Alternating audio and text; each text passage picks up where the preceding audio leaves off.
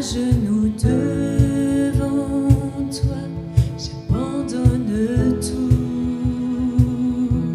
j'abandonne tout. Mon seul désir, alors que tu m'attires, c'est d'être avec toi, oui, d'être avec toi.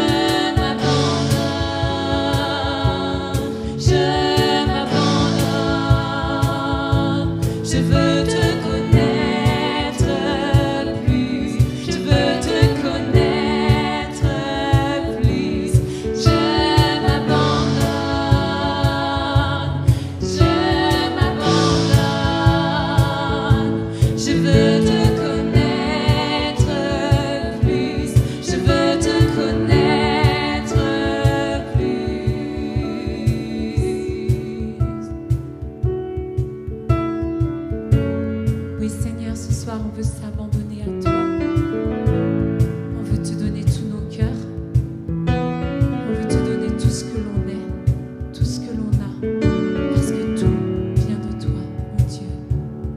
T'es le vent puissant, sauve maintenant, Dieu viens régner, Dieu viens régner en moi. T'es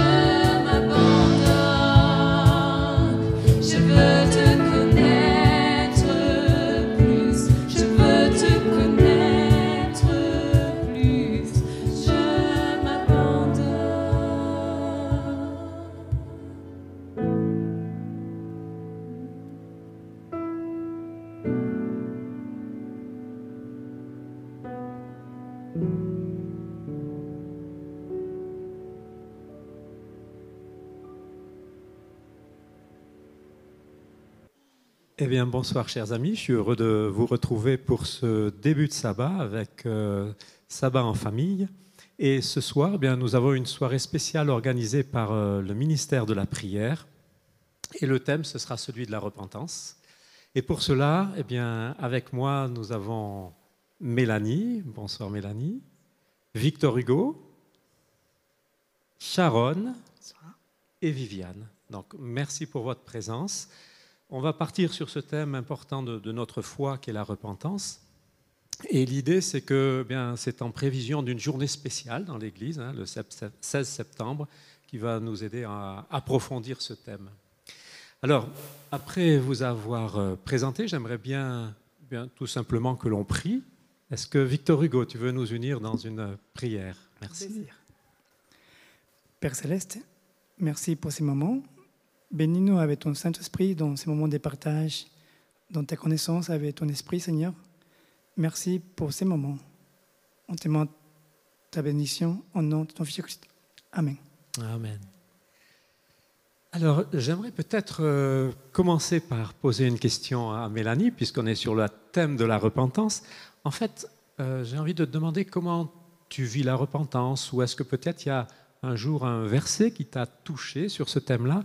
Alors, comment tu vis la repentance dans ta vie spirituelle?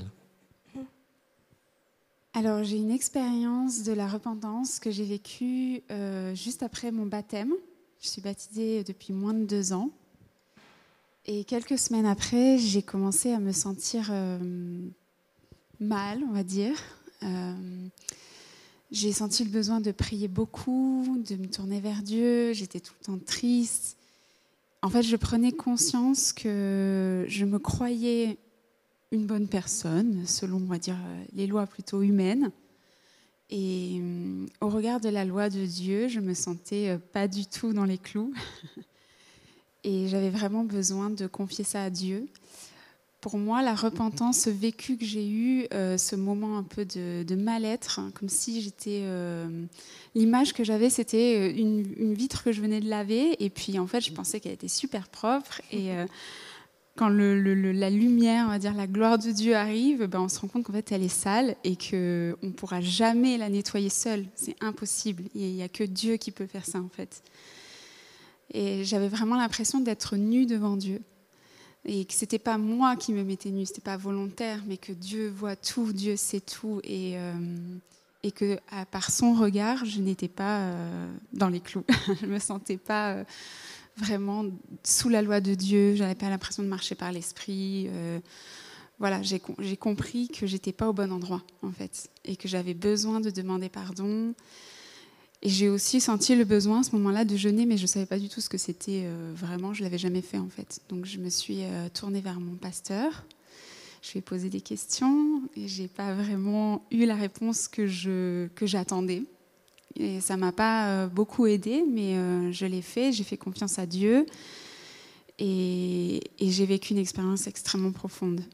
Vraiment, ce jeûne, ça a été pour moi...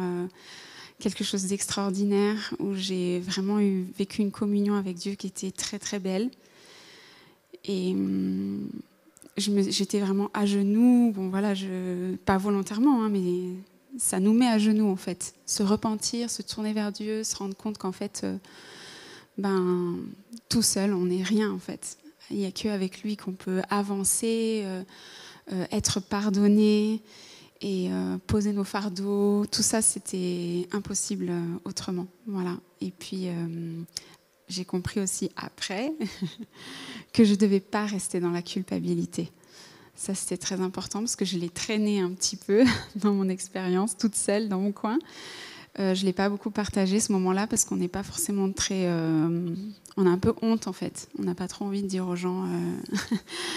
Il y a ça qui me pèse sur le cœur, j'ai fait ça et je regrette. Et donc, j'étais un peu toute seule dans mon coin. Donc, je l'ai traîné un peu, mais Dieu m'a montré qu'il ne fallait pas que je reste dans la culpabilité parce que lui, il m'a apporté son pardon et sa paix. Et c'est quelque chose qui nous relève et qui nous reconstruit de manière inimaginable. Et je ne sais pas, est-ce que tu as cette expérience t'a fait penser à un verset particulier ou est-ce que ça t'a associé à un verset? Parce que... J'ai pas le souvenir Non. là en tête, mais c'est vrai qu'à ce moment-là, je lisais beaucoup la Bible. Mais là, je ne me rappelle pas. Parce que moi, en t'écoutant, ça me fait penser à ce verset qui dit que voilà, le Saint-Esprit nous convaincra de péché et de justice.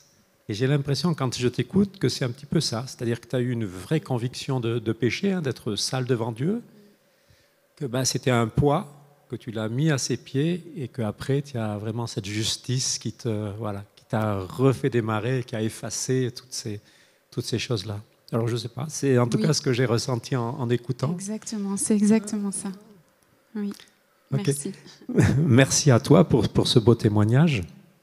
Victor Hugo, alors comment est-ce que toi tu vis un petit peu cette expérience de la repentance, ce cheminement, je ne sais pas comment il faut dire. Oui, en entendant ton témoignage, c'est vrai que pour parler de la repentance, il faut avoir beaucoup d'humilité pour reconnaître les erreurs qu'on fait dans le passé et vivre avec. Et là, ça me vient à mon esprit et une période difficile dans ma vie qui avait commencé avec la joie. Mais c'était avant d'arriver à Collonges, 2013. Et j'avais un peu mal à pouvoir me débarrasser parce que ça commençait bien et c'est fini mal. Et comme on parlait, la culpabilité, et je pensais comment est-ce que je tombais, comment est-ce que je peux arriver à faire cette chose que je ne pensais jamais le faire. Je l'ai fait. Mais heureusement à cette époque, je participais à Mission Caleb, Oui. dans lesquelles c'était la jeunesse, on parlait, on allait. Et en faisant ça, en étude, un verset qui vient à l'esprit, c'est dit en Ézéchiel 18, 30, 31, dit « Changez donc d'attitude, détournez-vous de vos péchés, pour que vos fautes ne causent pas votre perte. » Et j'avais perdu la joie de vivre. J'étais dans l'église, je faisais tout, mais je n'avais pas la joie. Et là, je sais pas, ce verset m'a dit change d'attitude, mais le problème est qu'on a un peu mal à aller à l'intérieur et être libre de la culpabilité. Donc, à Mission Caleb, je participais, il y avait un moment de prière ensemble, tous, et c'est là qu'est fait le moment de repentance et on a commencé à délivrer des choses qu'on a fait. Et là, je sentis la main de Dieu dans laquelle m'a aidé à Victor, ton passé, c'est passé maintenant, on fait à nouveau avec toi. Et Dieu, elle est là, elle est toujours là pour nous motiver à pouvoir aller de l'avant. Et Dieu veut notre joie et on doit la partager. Je pense que dans ce domaine de la repentance, avoir beaucoup d'humilité, reconnaître. Parce qu'on est tellement dans l'église, ça fait 20 ans que je suis dans l'église, je connais, je sais faire, c'est comme ça, et on se prend la grosse tête. La grosse tête. Par contre, ce qui me frappe en vous écoutant tous les deux, c'est cette notion de... On a l'impression qu'effectivement, la repentance permet la guérison de la culpabilité, mais en même temps, une reconstruction. C'est-à-dire qu'on a l'impression que, peut-être j'ai mal compris, mais j'ai eu le sentiment, tous les deux, que vous disiez un petit peu cet aspect-là, c'est-à-dire qu'à un moment donné, ça nous pèse, on demande pardon. Alors, ce qu'il y a d'intéressant, c'est que toi, Mélanie, c'était très personnel. Toi, tu parles d'une expérience qui a été plus partagée dans cette expérience avec Caleb, mais que voilà, on reconnaît ce qui dans notre vie ne va pas devant le Seigneur. Il enlève la culpabilité et il nous reconstruit. Et puis, un très beau verset que tu nous as cité. Est-ce qu'il y a d'autres éléments que tu aimerais rajouter ou tu as le sentiment que là, tu as fait un petit peu le tour de cette expérience ? Je pense, pour dire ce que tu as dit, c'est la repentance, c'est en fait, on demande pardon, soit à Dieu et aussi à toutes les personnes qui sont autour de nous. Et ça commence avec ça. Et je pense, demander pardon, je répète toujours, être humble, dire, baisser la tête. Il y a un verset qui me vient à l'esprit aussi, Ephésiens 2, 3, qui dit, prenez à tout le monde pareil, et même supérieur à toi-même, pour que tu puisses t'adresser avec quelqu'un avec respect et humilité. C'est pas toi le boss. C'est pas le boss, c'est le Seigneur le boss. Ouais. D'accord.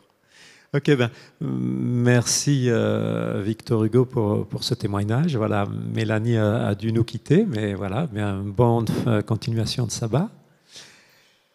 Alors après ce témoignage donc, de Mélanie, de Victor Hugo, j'aimerais me tourner vers Sharon. Alors toi, comment est-ce que tu vis cette expérience sur la repentance et j'ai envie de dire ce qui va avec?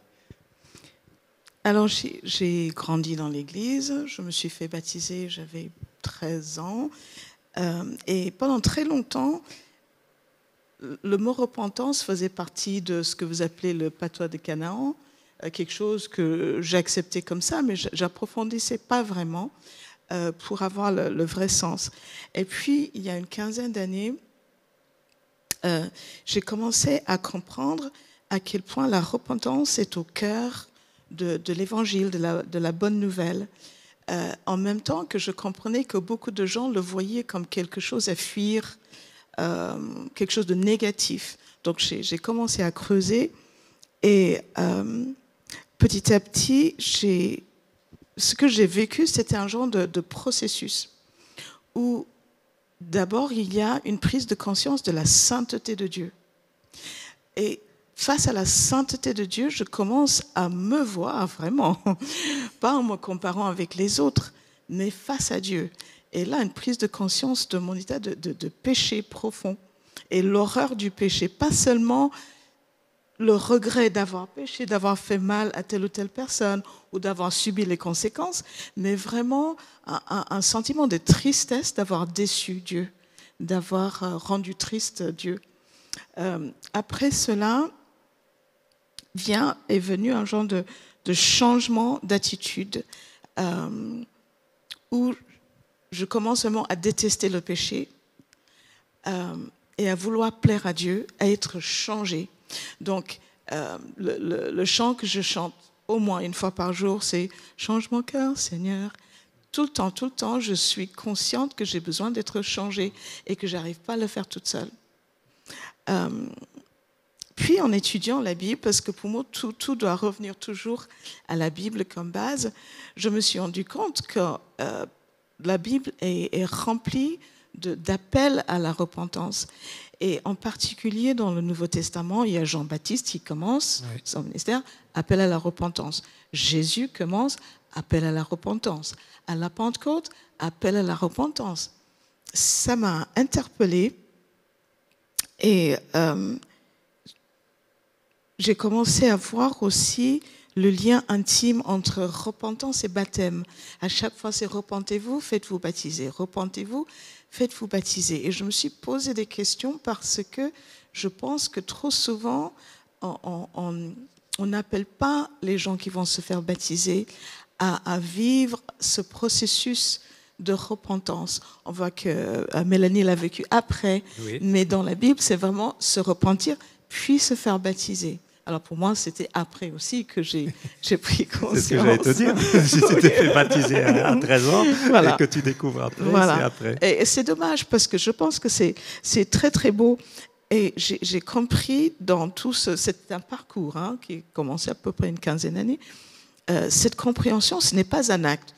Je me repens, je me fais baptiser et c'est fini, mais c'est constant, c'est tous les jours. Donc, c'est une attitude, en fait, devant Dieu, d'être constamment... OK, un jour, j'ai dit, Seigneur, j'en ai assez, je ne sais pas si vous avez vécu ça, mais de vous rendre compte un jour, oh, j'ai fait telle ou telle chose la semaine dernière, le mois dernier, il y a 5 ans. Et je dis, Seigneur, non, ça suffit comme ça. Est-ce que tu peux, par l'Esprit, m'interpeller tout de suite, déjà avant pour m'avertir, Sharon, attention, ou tout de suite après avoir fait quelque chose, une prise de conscience. Je ne veux pas attendre des jours, des semaines, des mois et des années pour cette prise de conscience. Et petit à petit, ça se fait. Donc souvent, quand j'ai fait quelque chose, il y a une petite voix qui dit et ça peut être un moment très, très dur, un genre de tristesse qui m'envahit, mais après, puisque vient avec cela l'appel de l'esprit au changement, en fait, je ne reste pas, comme elle a dit, dans la tristesse. Il y a ce verset qui dit en Psaume 30, le soir arrivent les pleurs et le matin un cri de joie. C'est un peu comme ça. Que tu le vis. Oui. Merci pour ce témoignage de ton expérience.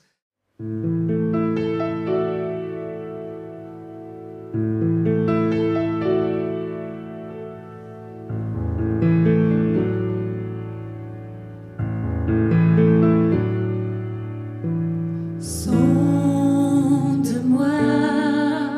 ô Dieu,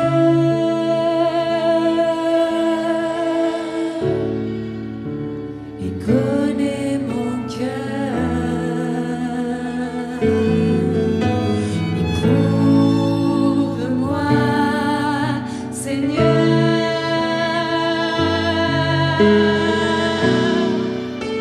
et connais mes pensées.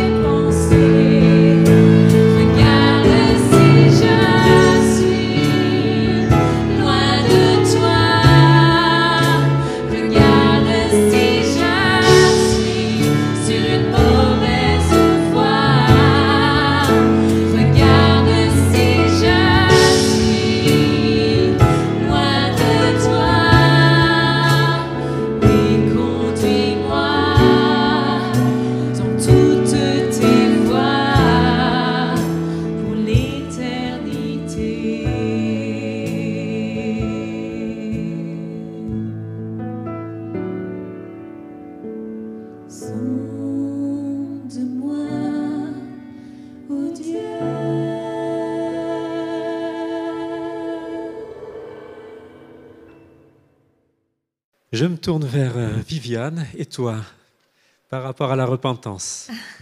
Alors peut-être avant que je partage une histoire, peut-être la première qui m'a éveillée à la notion de repentance, j'avais 5-6 ans. J'aimerais juste préciser que dans la Bible, ce mot, dans l'Ancien Testament, c'est le mot teshuva, dont la racine veut dire faire retour. Donc faire retour, peut-être premièrement à Dieu, mais aussi en soi-même, sur ce que j'ai vécu. Et puis dans le Nouveau Testament, le mot s'amplifie un petit peu, c'est métanoïa, Et c'est vraiment le changement d'état d'esprit, le changement de pensée, le changement de croyance. Parce qu'on sait que nos pensées vont orienter toutes nos émotions et toutes nos émotions, toutes nos actions. Donc, c'est vraiment important. Donc, moi, j'ai 5-6 ans et puis je veux découvrir comment faire du feu. Parce que j'ai vu mes parents faire des feux de cheminée et je trouve ça fascinant. Bien sûr que je n'ai pas d'allumettes et j'en ai remarqué dans la petite coopérative au bout de la rue. Donc, avec mon ami Pierre, on part toute go pour aller chercher les allumettes qu'il nous faut. Alors, bien sûr qu'on les pique discrètement et on va faire un feu derrière le garage de la maison où j'habite. Je ne me rappelle pas que du premier étage où mon père travaille, dans son atelier, il peut voir la fumée qui monte de derrière le garage. Et donc, bien sûr qu'il déboule rapidement et puis nous demande « Mais comment vous avez pu faire du feu? Avec quelles allumettes ?» Et là, je lui ai dit « Je les ai trouvées à la coopérative. » Et puis il me dit « Tu les as pas trouvées, tu les as volées, n'est-ce pas ?» Et ça a été ma première confrontation dans ma vie à la loi, mais aussi ma première confrontation avec la transgression de la loi. Et ma première expérience de ressenti d'avoir fauté. Je n'ai pas le souvenir avant. Et ma première expérience du retour à la source de ma faute. C'est-à-dire que mon père m'a demandé de prendre le reste du paquet des allumettes, le rapporter à la coopérative et de le payer avec tout l'argent de ma tirelire. Et je dois vous dire que mon père, il a fait au mieux. J'ai beaucoup aimé mon papa, il a été un homme merveilleux. Mais c'est vrai que là, il n'a pas eu la pédagogie de Dieu, parce que j'ai dû y aller toute seule. J'ai flanqué l'argent à la caissière, vous savez, sur le tapis déroulant, là, oui. En disant « J'ai volé les allumettes, voici l'argent », et je suis partie en courant. Et j'ai porté la faute et la culpabilité toute la soirée. Je me suis fermée. Au repas, je n'ai pas parlé. Et j'ai eu ce sentiment de honte qui était comme indélébile en moi. Oui. Et c'est vrai que ce n'est pas la notion que Dieu propose dans la repentance. Parce que toute la Bible nous dit que la repentance, c'est un don de Dieu, que c'est un cadeau de Dieu, et que c'est l'amour de Dieu qui nous pousse à la repentance. Et que cet amour, c'est Dieu qui vient avec moi pour me restaurer. Et qui, d'ailleurs, toute l'histoire du salut nous le montre, qu'il descend du ciel pour porter ma faute, ma culpabilité. Et alors moi, ce qui s'est passé, c'est que je me suis fermée. J'ai plus voulu risquer mes petites aventures, parce que c'était quand même de mon cœur d'enfant que je voulais faire quelque chose d'extraordinaire. Et je suis rentrée dans le perfectionnisme, de tout faire bien, et puis après de demander toujours la permission pour tout. Enfin, ça m'a donné un sentiment de peur face à la vie. Et puis aussi, je me suis fermée dans mon amitié avec Pierre, parce qu'il m'avait un peu entraînée aussi. Et donc, ça m'a fermé le cœur dans cette relation, d'ailleurs, qui s'est évanouie après. Et pourtant, dans la Bible, on nous dit que, Jean-Baptiste, que tu évoquais, c'est une bonne nouvelle, la repentance. C'est une bonne nouvelle. Et la bonne nouvelle, c'est que c'est Dieu qui va nous appeler à retourner au lieu, entre guillemets, du méfait, de la prise de conscience de ce que j'ai mal fait, mais il va venir avec moi. Il va me donner après aussi une parole d'approbation, ce que mon père n'a pas pu faire le soir même. Il ne m'a pas dit « Je suis fière de toi, ma fille, tu es allée au magasin, tu as payé ce que tu devais payer. Tu sais, Jésus, il te pardonne, il a effacé ton péché. » Et puis, tu peux avoir le cœur maintenant tout propre, tout léger. Et puis, tu peux continuer tes aventures. C'est bien, ma fille. Mais il faut les faire dans le cadre de la loi de Dieu. C'est ce qui a manqué souvent et c'est ce qui manque des fois dans l'éducation qu'on donne à nos enfants, malheureusement. c'est ces paroles d'approbation et d'assurance que on est vraiment pardonné. Et j'aime bien le fait que tu soulignes que la repentance est liée au baptême, c'est-à-dire qu'on est lavé. Absolument. Et puis aussi qu'on renaît à quelque chose de nouveau. Et il dit que ça ouvre une ouverture de cœur qui permet le don du Saint-Esprit. Absolument. Acte 2, 38. Et c'est ce don du Saint-Esprit qui après va me donner ce petit attention, tu fais quelque chose de faux, nous convainc de péché, mais il nous convainc aussi après de ce qui est juste quand on a demandé pardon. Absolument. Moi, j'avais besoin de l'entendre de mon Père Oui, terrestre à ce Oui, moment-là, oui. parce que je ne connaissais pas encore le Saint-Esprit. Il était déjà là, je pense, dans mon inconscient, mais pas dans mon conscient. Et puis, moi, je vois vraiment la teshuva, la conversion, dans cette magnifique parabole du fils prodigue. Il fait retour au Père. Et le Père, il ne va pas lui dire, bon, va vite faire tes affaires. Non, il va prendre du temps pour lui donner une bague. Il a été pécheur, il a rompu l'alliance, maintenant il lui redonne la bague de l'alliance. Après, il va lui mettre un manteau. Il a besoin de retrouver sa dignité, ce que je n'ai pas retrouvé le soir dans ma famille. Et puis après, il va encore lui donner des sandales pour lui dire, mais c'est pas parce que tu as fait faux que tu n'as plus de responsabilité. Maintenant, tu peux de nouveau courir dans les champs avec mes bœufs, avec mes brebis, etc. Tu peux de nouveau avoir une responsabilité. Et voilà, c'est ça le changement d'état d'esprit, que c'est cadeau du Père qui est là, qui m'accueille, qui m'embrasse, qui me restaure, qui me rétablit, qui me re-responsabilise, va me permettre de changer mes croyances, de changer ma vision du monde. Et c'est ça qui va m'amener, et ça c'est Jean-Baptiste qui dit, il faut produire des œuvres de la repentance. Donc ce n'est pas uniquement un changement d'état d'esprit, mais ce changement d'état d'esprit, c'est pour avoir des actions concrètes, nouvelles. Comme moi, j'aurais pu, si mon père m'avait confirmé, repartir dans des actions concrètes d'aventure. Bon, heureusement, le Seigneur me les a redonnées plus tard.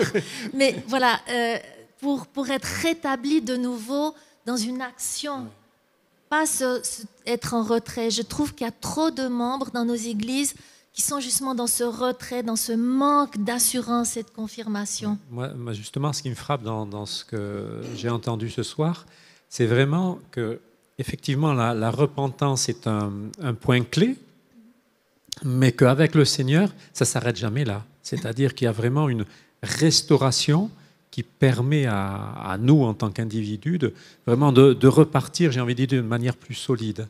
Et je trouve l'expérience que tu racontes avec ton père, et vraiment, je trouve, elle explique bien cette notion-là de ce Dieu qui nous accompagne, qui nous restaure, qui nous reconstruit et qui nous permet de vivre de nouvelles aventures, en fait, avec lui, dans un cadre, bien sûr, guidé par son esprit, mais voilà. Ce qui était beau avec mon père, c'est qu'il m'a appris à confesser, parce que repentance, le retour à Dieu dans ce qui est juste, est lié à la confession.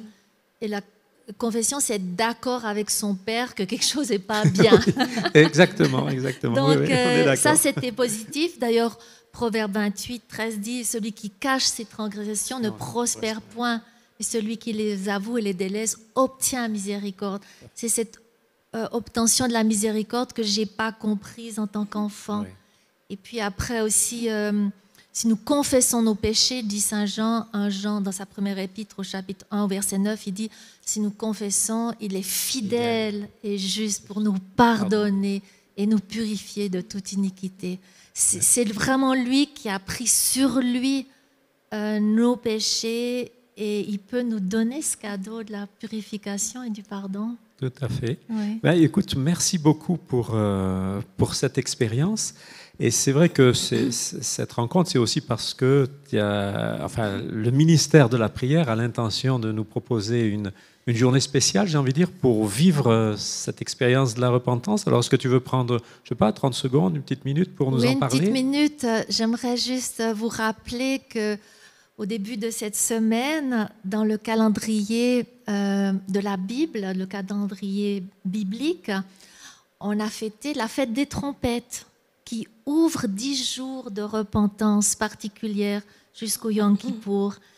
Et bien sûr qu'on peut prendre ce calendrier comme une pédagogie, peut-être pour chaque année, de réinsister sur cette notion de la repentance et de nous préparer à accueillir de nouveau ce grand pardon que Jésus nous a acquis à la croix, qui est déjà cet agneau qui ôte le péché du monde, mais aussi ce bélier, ce bouc émissaire qui enlève aussi le péché de la communauté et de la collectivité. C'est pour ça qu'on a pensé vous inviter le 16 octobre à un temps personnel de jeûne et de prière à la maison.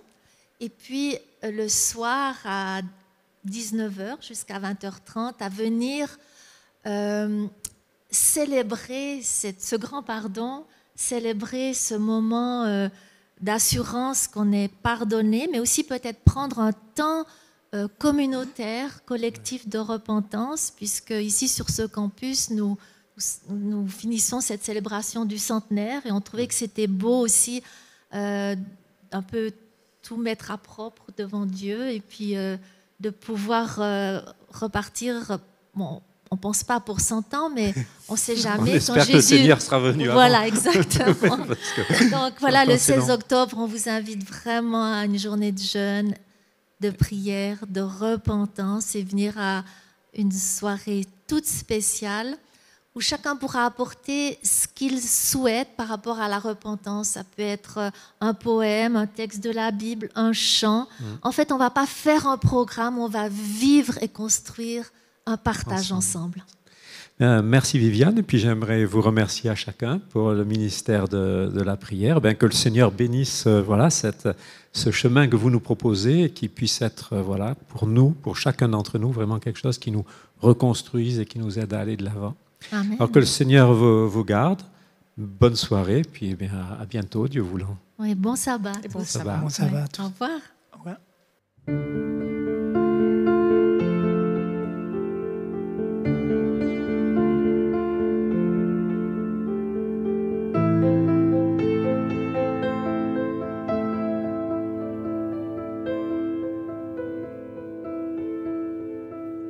Chaque jour, on se tourne vers le Tout-Puissant. En apparence, nos vies sont belles. On lui parle, on l'appelle. On lui demande « Que veux-tu que je fasse ?» Nos rituels, nos traditions sont bien en place. Mais nos cœurs s'arrangent avec ses commandements. Nos chants masquent nos vrais sentiments. L'autre devient un marchepied, un faire-valoir pour un moment de plaisir, un instant de gloire. Du milieu de vous, certains élèvent la voix. De ma part, ils cherchent à vous montrer la voie. Mais il y a longtemps que vous les avez fait taire, ces voix qui crient dans le désert.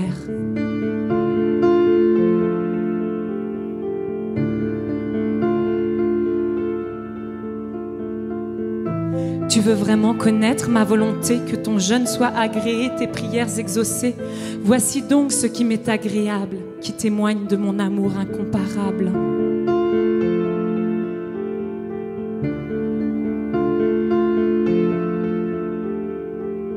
Relève l'homme injustement accusé, rends sa liberté à ton prochain enchaîné.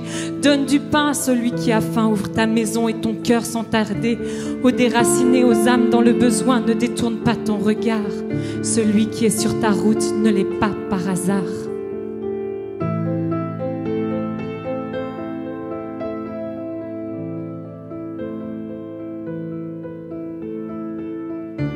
Alors un jour nouveau se lèvera, le salut te précédera. Moi le Sauveur, Seigneur et Roi, je serai ton arrière-garde toujours là. À tes appels je répondrai, dans le désert je te guiderai. Et la lumière chassera l'obscurité du lieu où tu vis. Tu marcheras dans la nuit comme en plein midi, tu rebâtiras sur les ruines abandonnées. Et c'est ainsi que tu seras nommé réparateur de brèches, semeur de vie nouvelle, serviteur du Père éternel. Je deviendrai ta source de joie et viendrai habiter chez toi. Ma paix, mon royaume, mon repos sur cette terre comme au ciel. descendront au milieu de vous, que mon amour se révèle.